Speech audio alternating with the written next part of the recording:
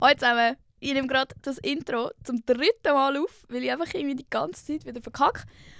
Darum sage ich, du musst jetzt einmal kurz fluchen, hure Wichsgrind, hure Scheiß, hure Fick, hure Fick dich doch, du dumme Scheiß, hure Sohn, alter Fick. So, jetzt ist es draussen. Sorry, falls wieder irgendjemand das im Klassenzimmer lässt oder beim Arbeiten und die Kopfhörer kurz nicht funktionieren. Es tut mir leid, es ist jetzt nun mal einfach so. Du musst dazu stehen, was du dir hier für einen Scheiß anhörst. Ja, eben, wie zum dritten Mal, ich fühle mich jetzt, als hätte ich alles schon mal gesagt, weil habe ich halt legit, sorry, falls ich mich irgendwie wiederhole, weil ich muss jetzt einfach das Gefühl ignorieren. Long time no see. Letzte Woche ist ja kein Fall gekommen, weil, keine Ahnung, ich habe euch ja auf dem Losemal-Account auf Insta, wo ihr übrigens immer noch alle folgen müsst, habe ich gesagt, ja, Bros, irgendwie fühle ich mich gar nicht gut, es kommt keine Folge.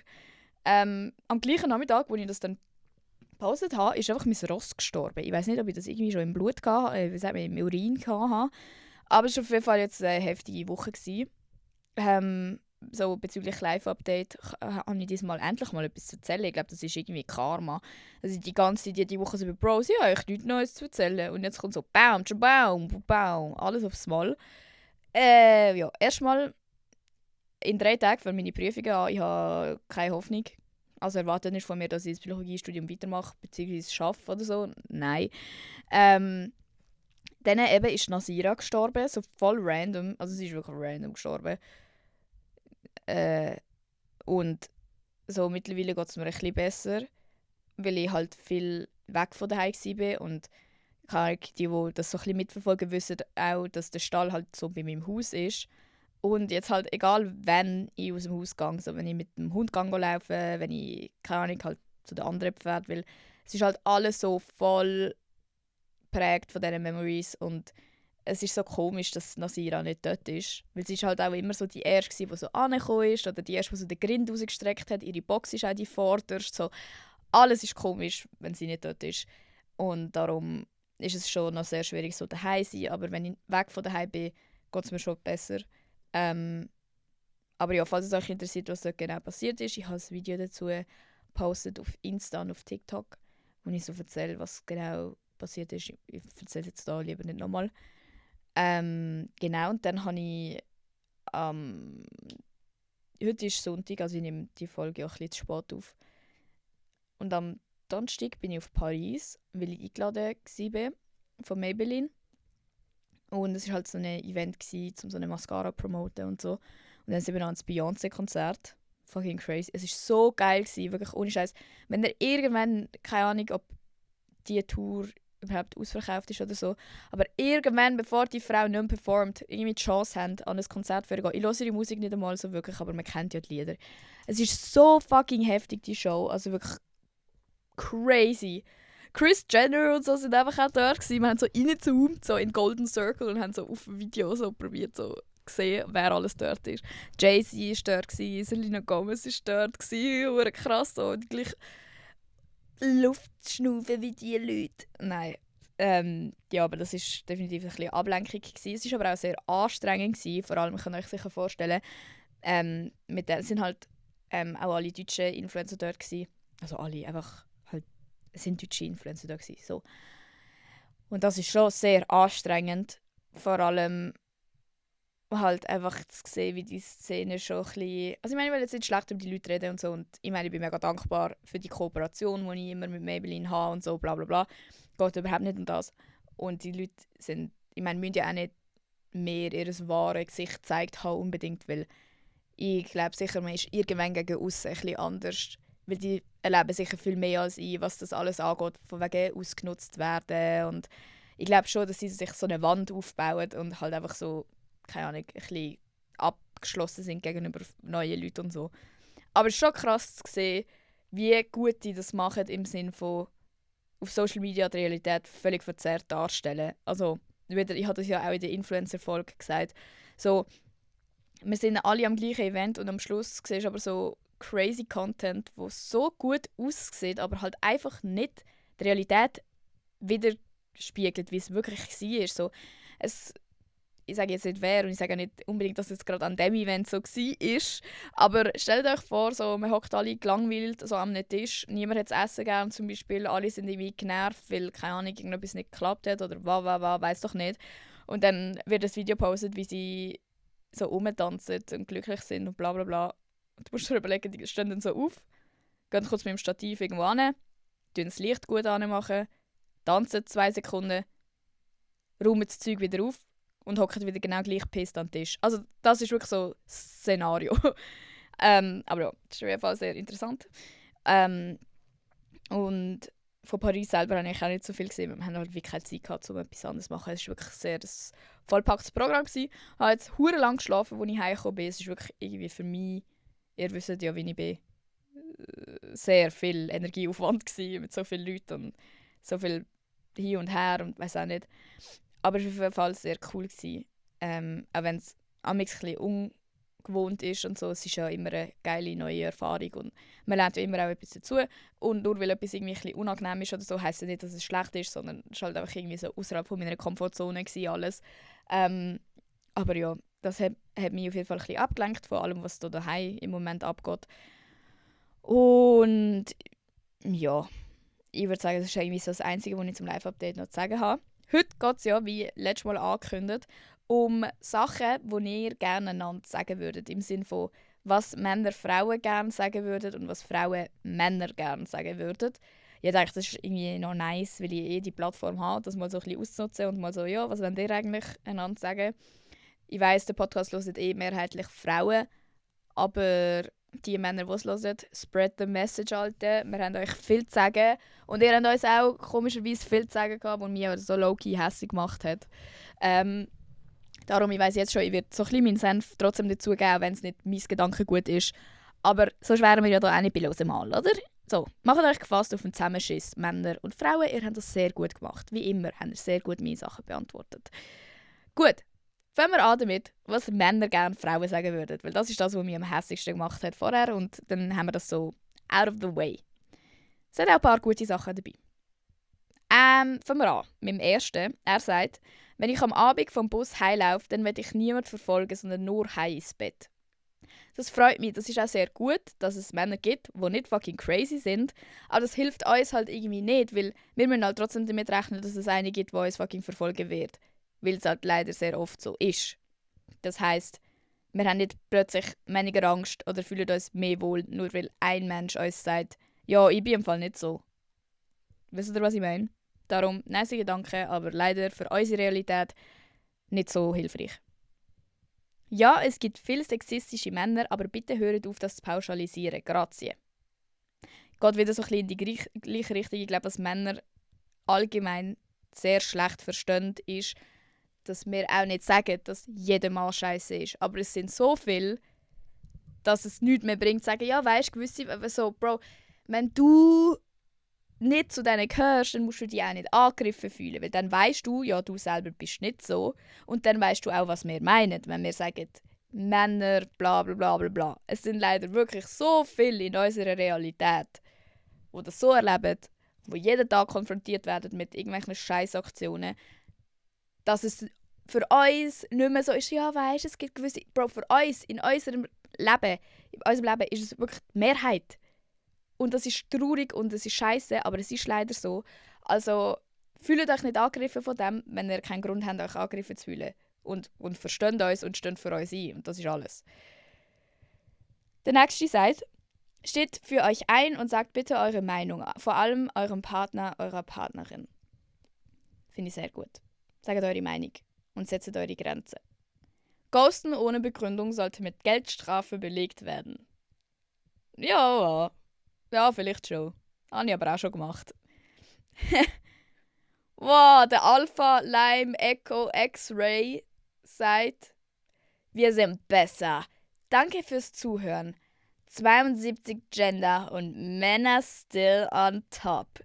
Ich könnte 3-mal raten, wer ich nachher blockiert habe. Natürlich ist es am schönsten und macht it aus jeder Kleinigkeit einen Aufstand. Schweigeminute. Guess what? Wenn wir einen Aufstand machen, dann ist es für uns wahrscheinlich keine Kleinigkeit. Sondern wahrscheinlich ist es ein Muster, das sich wiederholt und irgendwann haben wir die Fresse voll und sagen etwas dazu und dann sagen wir, ja, das ist ja nur etwas Kleines und dann sagen wir, nein Bro, du machst das seit 2 Jahren so und endlich sage ich etwas. Männer haben auch ein Herz. Ja, das finde ich gut. Wir haben auch Gefühle. Ja. Hört auf, immer deine scheiß Bad Boys hinterher zu rennen und schaut mal in eure Friendzone. Ja, weißt, liebe XYZ, ich sage deinen Namen jetzt nicht. Amix haben wir auch einfach gerne gute Kollegen, weißt. Ja, ich schätze unsere Freundschaft so sehr, das würde ich doch nicht aufs Spiel legen. Wie sagen wir? Spielstellen. Spielstellen für so eine blöde Beziehung, weißt du? Nein, gute Kollegen sind viel wichtiger. Guess what? Man findet die einfach nicht hot, wenn du in der Friendzone bist. Muss man auch einfach akzeptieren. So. Es muss ja schon irgendeine Chemie da sein. Und wenn man in der Friendzone ist, gibt es meistens einen sehr guten Grund. Wir sind nicht alle unemotional, wir zeigen es einfach nicht so. Wenn es auch zeigen es uns. Nicht alle Männer sind Arschlöcher, ihr sucht euch nur die Falschen aus. Ja, fair. Sehr fair. Entscheidet euch mal, was ihr wollt. Ja, gleichfalls. Alle sollten mal ein bisschen mehr lernen, Entscheidungen treffen, glaube ich. Schön, dass es euch gibt. Wir sind stolz auf euch. Das finde ich sehr schön. Grenzen kommunizieren ist wichtig und richtig und erhöht den Respekt euch gegenüber. Weiß ich jetzt nicht, ob man muss Grenzen setzen und aktiv sich für sich aussprechen, um sich einen Respekt zu verdienen.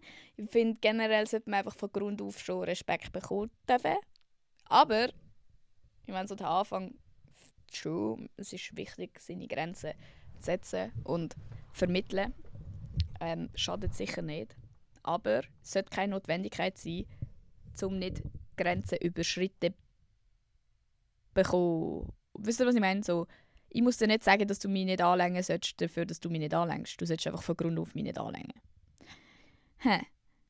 Ohne euch wäre das Leben nicht möglich. Ja. Bleibt wie ihr seid, ohne euch gäbe es uns alle nicht. Das seht ihr, es gibt auch noch nette. Ohne euch wären wir nur halb so stark. Ihr seid toll, danke, dass es euch gibt. Yeah! Redet mit uns, Mann, sendet klare Signale oder sind nicht hässig, wenn man es dann falsch deutet. Ja, das finde ich auch sehr fair. Wir mögen... Irgendwie fährt ein Traktor vorbei. Wir mögen auch Blumen und kleine Geschenke. Sehr, sehr fair. Danke, dass ihr da sind und uns unterstützt und beruhigt. Wenn ihr uns genug gut kennt, sind wir nicht so harte Typen. Ja, aber wir müssen auch nicht von Anfang an so schrecklich harte Typen sein. Also, keine Ahnung. Legalize, dass auch mal Frauen den ersten Schritt machen dürfen. Anders gesagt, shoot your shot. Fair.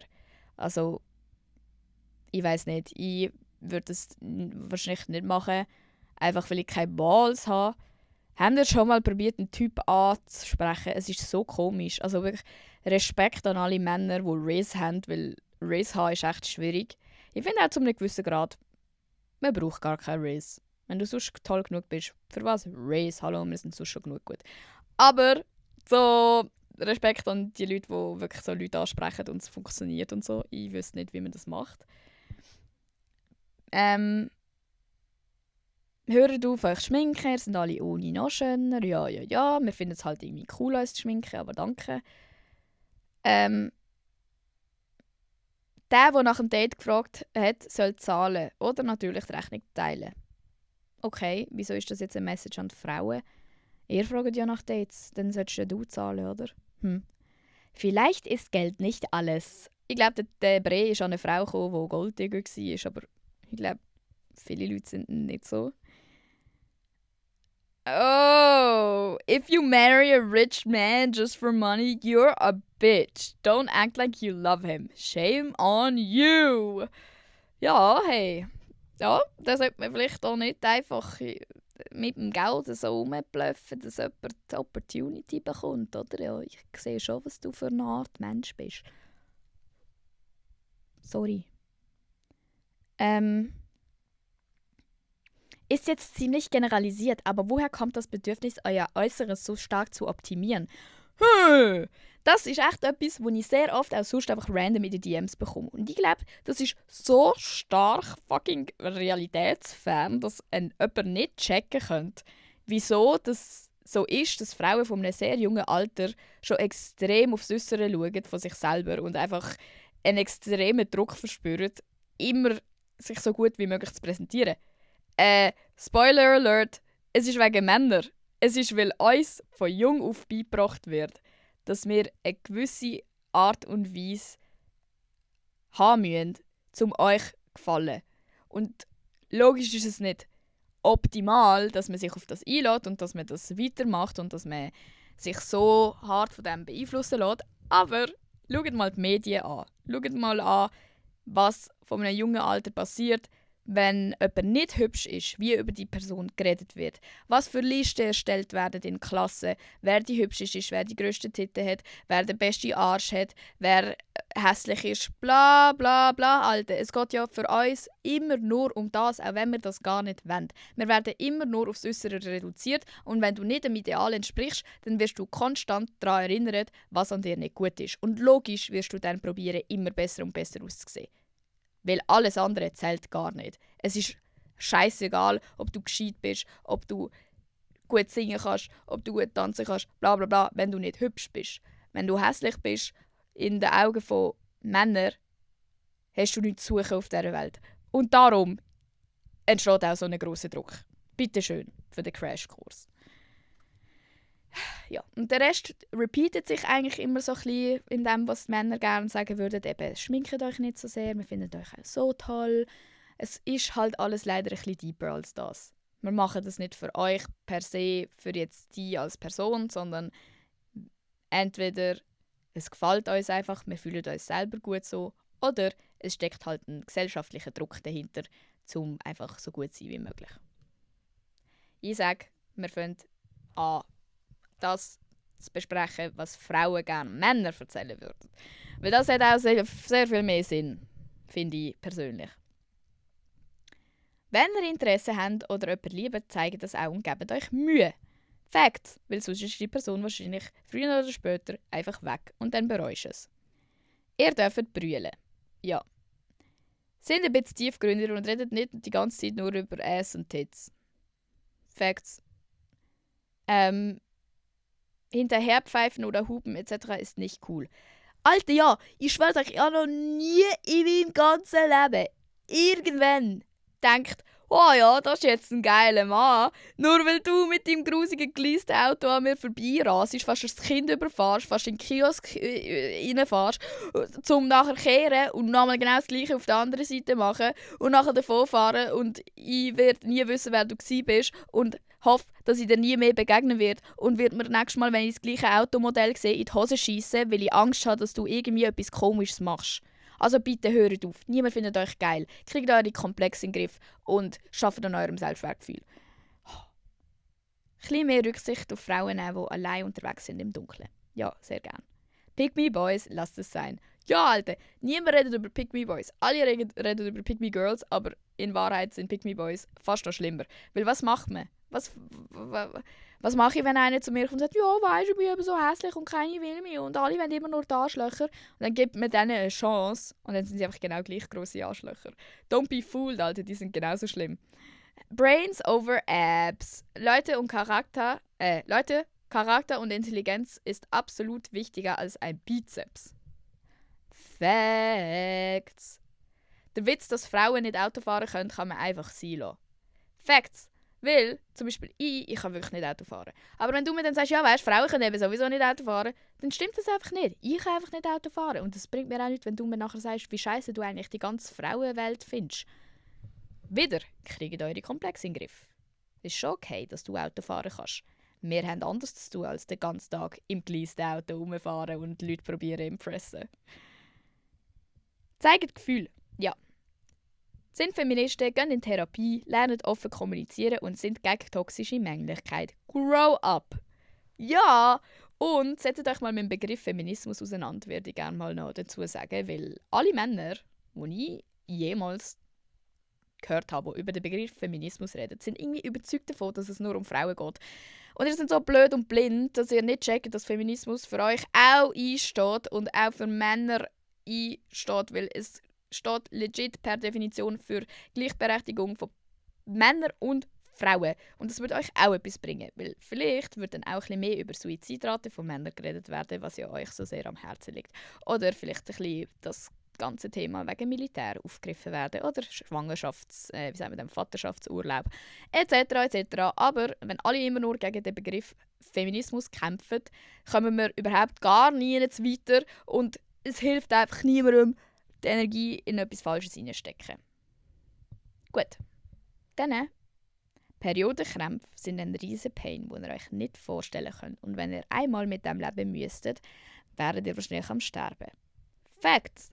Hört auf mit diesen ganzen Sprüchen dazu. Hört auf wegen, hast du deine Tage? Ja, habe ich. Und es ist scheiße. Und es gibt einen Grund, wieso ich gerade scheiße gelaunt bin, weil ich bin fast am Abverrecken. Und es kommt 5 Millionen Tonnen Blut aus meiner Coochie. Also, Ruhe. Es kann euch egal sein, wenn wir einen BH haben oder nicht. Ja, Facts. Ja, ich tue reiten. Nein, reiten nichts anderes als mein Ross. Ja, erspart euch bitte die Sprüche. Niemand wird sich denken, oh ja, jetzt habe ich Bock, den zu ficken, nur weil du einen Kommentar bringst von wegen, ja, reiten ist eigentlich auch noch etwas anderes als ein Ross. Du bist peinlich. Bist du 12 oder bist du 20? Nobody knows.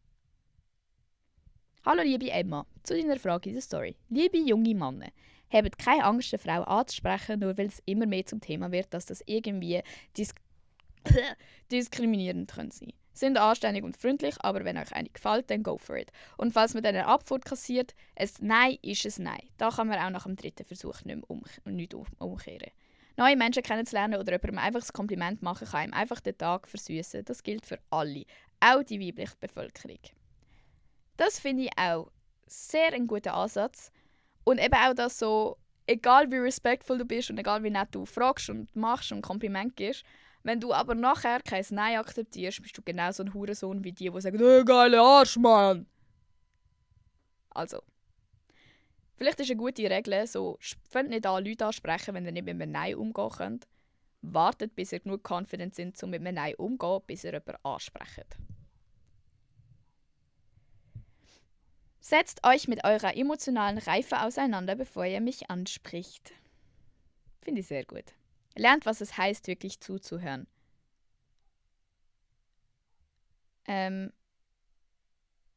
Aufhören, mich für mein Aussehen abmachen. Man hört auch, wenn er hinter dem Rücken lästert. Und vor allem, wenn man schon fucking Insecurities hat. Ja, also einfach allgemein, Alter, hört auf Scheiß reden über uns und wie wir aussehen, wenn er selber aussehen wie ein kleiner Zechennagel.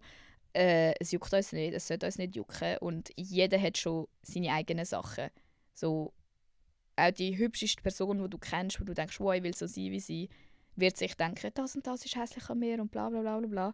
Also hilft es auch nicht, wenn du dann nachher noch irgendetwas Neues findest, zum Scheiß darüber reden. Don't judge our bodies. Ja. Ich wünsche mir ein bisschen weniger Kommentare in Bezug auf Stimmungsschwankungen, weil ich struggle extrem mit dem. Facts und vor allem immer das von wegen, ja, ihr seid so emotional und eben das, wie der eine Tag gesagt hat, so, hört auf wegen jedem kleinen Scheiß ausrasten. Für uns ist es ja in diesem Fall etwas. Und auch das, ich habe auch einige Sachen dazu gelesen, dass es irgendwie so, ja, weisst, wenn sie sagen, alles ist gut und dann sind sie nachher trotzdem hässig, das ist hure mühsam. Aber überlegt euch vielleicht auch mal, Männer, dass wenn wir hässig sind und nachher aber trotzdem sagen, das ist alles gut, dann ist es vielleicht, weil wir genau wissen, das ist vielleicht etwas Kleines und unnötig und blöd darüber zu reden und in 2 Stunden ist alles wieder gut. Also provoziert es dann auch nicht einfach. Aber wenn eine dann auch einfach hässig ist mal und du findest, es ist etwas mega Kleines, dann ist es ja obviously nicht etwas mega Kleines gewesen, weil sonst wäre sie nicht hässig geworden. Wisst ihr, was ich meine? So, für uns ist es vielleicht einfach grösser als für euch und dann müsst ihr trotzdem damit klarkommen, dass wir es scheiße finden.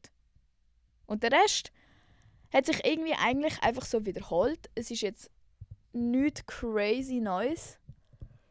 Auch bei den Frauen nicht. Ich glaube, es ist einfach so das Grundding von «Bitte habt Respekt für uns». Und es ist traurig, dass wir überhaupt nach dem fragen müssen und sehen uns als Menschen und nicht als Objekt und verstehen ein bisschen, wie das zustande kommt, wie wir ticken. wir sind nicht freiwillig so. Niemand ist extra hässig, niemand findet es geil, die ganze Zeit jemanden zusammenschießen. Aber es wird wahrscheinlich einen Grund haben. Und solange wir offen miteinander reden, glaube ich, kommt alles gut. Ja.